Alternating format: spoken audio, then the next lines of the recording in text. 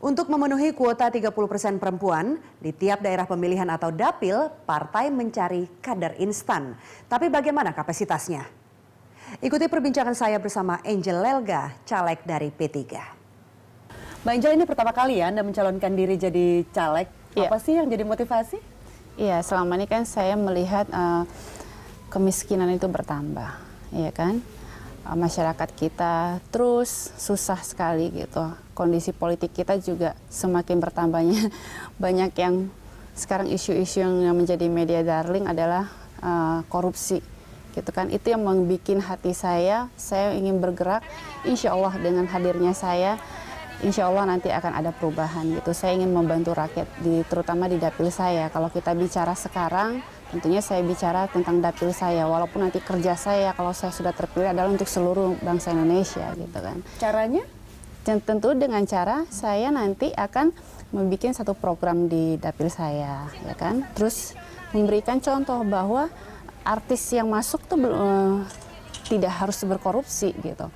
Walaupun sekarang orang meragukan, tetapi ya saya rasa ini yang harus kita kembangkan kepada masyarakat, bahwa memberikan edukasi, kepercayaan lagi harus kita timbulkan kepada masyarakat. Karena masyarakat kita ini sekarang ini sudah jujur saja, mereka sudah hilang kepercayaan terhadap wakil rakyat kita, gitu kan, dengan tingkat-tingkat yang sekarang yang sudah terjadi gitu kan, gitu.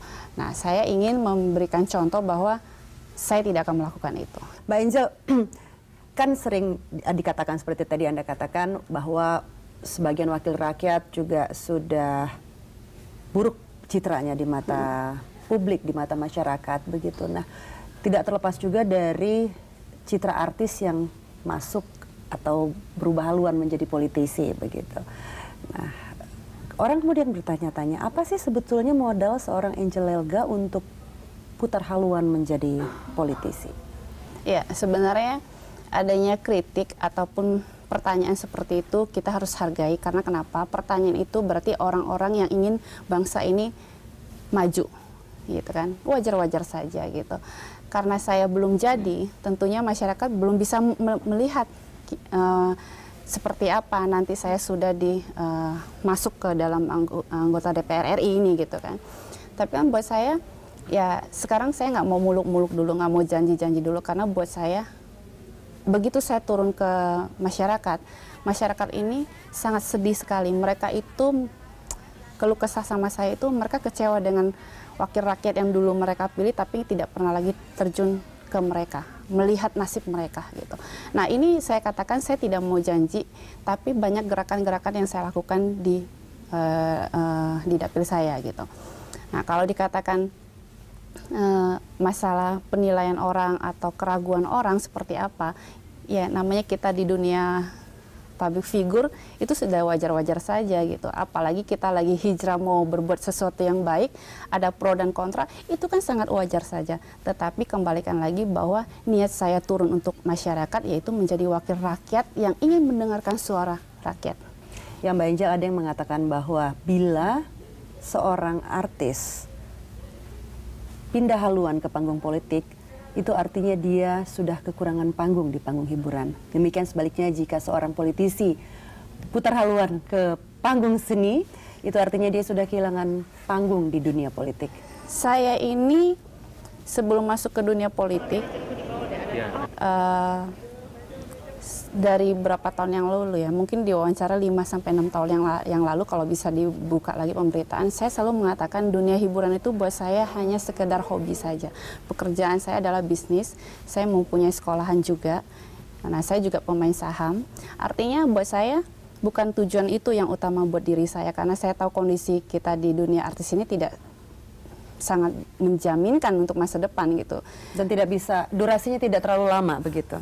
Ya, mungkin saja gitu. Tapi buat saya kalau misalnya dibilang tidak laku lagi, ya tidak mungkin kalau tidak laku lagi begitu saya masuk ke ranah politik, tetapi nama saya terus saja menjadi pembicaraan orang gitu. Bukan masalah dunia hiburannya, tetapi sosok seseorang itu nilai jualnya bagaimana gitu. Anda juga cukup yakin bahwa nilai jual Angel Lelga masih cukup tinggi? Ya, sampai sekarang saya masih ada iklan, tawaran iklan kecantikan. Tapi saya tidak mau terlalu fokus karena saya memang lagi di urusan di itu dapil. Manajer saya sampai yang harus roadshow. Begitu saya masuk ke dunia politik, tawaran iklan malah bertambah sampai sekarang. Tawaran iklan malah bertambah begitu ya. Ini ada rezeki sampingan yang tidak terduga barangkali. Pro dan kontra pembicaraan orang itu ambil hikmahnya saja. Kadang-kadang orang hanya bisa menjatuhkan dan hanya ingin menguji kesabaran kita. Tapi buat saya sih orang yang sabar dia akan beruntung.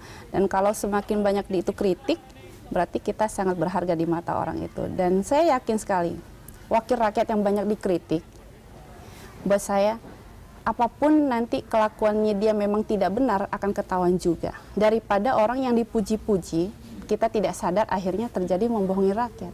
Kalau seperti saya belum jadi saja sudah diomongin di mana-mana, artinya saya lebih memawas diri untuk membawakan suara rakyat ini harus hati-hati. Gitu. Dan Anda merasa ini suatu kerugian atau keuntungan sih Anda sering dibicarakan walaupun pembicaranya tidak selalu hal-hal yang baik, tapi juga hal-hal yang kalau kita bicara hal baik buruk itu tergantung pemandangan orang. Ya, saya tidak bisa mengatakan ini baik, ini buruk gitu. Tetapi kita ambil satu sisi positif saja. Begitu nama kita terus dibicarakan orang, berarti disitulah kita mempunyai sesuatu yang ingin orang ketahui gitu. Jadi buat saya ya, kita tidak bisa menilai itu baik atau buruk gitu. Sekarang saya mau tanya sama Anda, kalau dibicarakan orang, apakah kita tahu itu baik atau buruk?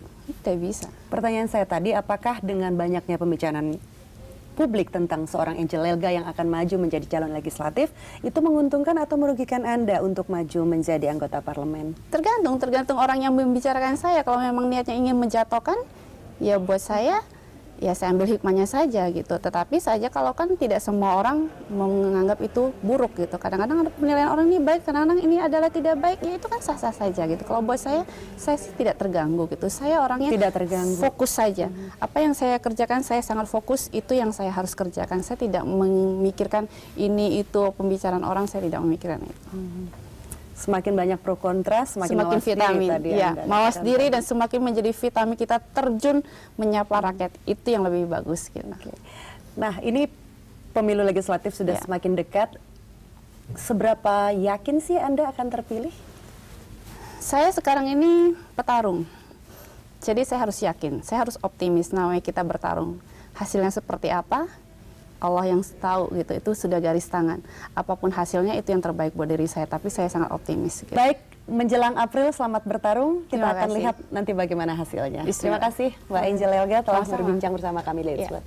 Ya pemirsa, demikian perbincangan dengan calon anggota legislatif dari P3 Angel Elga, saya Rika Amru untuk Leadswood.